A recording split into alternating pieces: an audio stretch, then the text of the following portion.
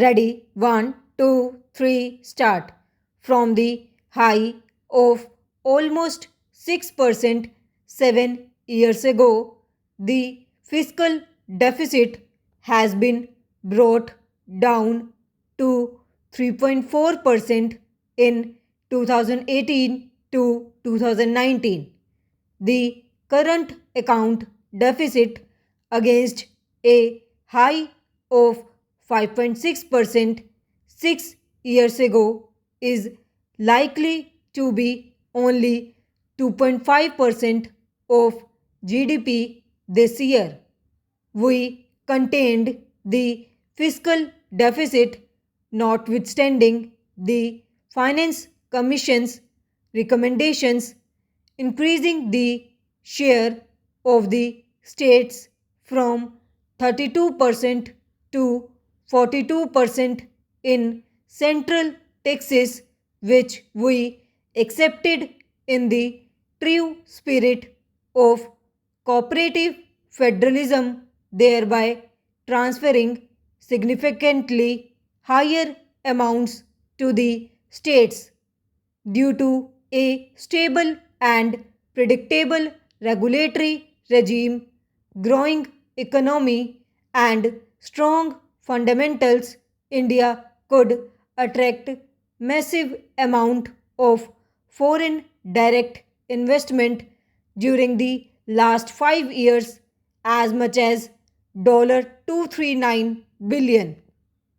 This period also witnessed a rapid liberalization of the FDI policy, allowing most FDI to come through the automatic route. Para, Madam Speaker, the last 5 years have witnessed a wave of next generation structural reforms which have set the stage for decades of high growth. We have undertaken path breaking structural reforms by introducing goods and services tax and other taxation reforms. The period of 2008 to 2014 will be remembered as a period of aggressive credit growth, and as per RBI, the primary reason for spurt in non performing loans and stressed assets. Outstanding loans of public sector banks ballooned from rupees 18 lakh crore to rupees 52 lakh crore during this period. Many projects were started that could either not be completed or had low capacity utilization, resulting in their inability to pay back their loans. There were high stressed and non performing assets NPAs amounting to rupees 5.4 lakh crore in 2014. Many more were hidden through restructuring or otherwise, which were discovered during asset quality reviews and inspections carried out since 2015. We put a stop to such questionable practices and stopped the culture of phone banking. The 4 R's approach of recognition, resolution, recapitalization, and reforms has been followed.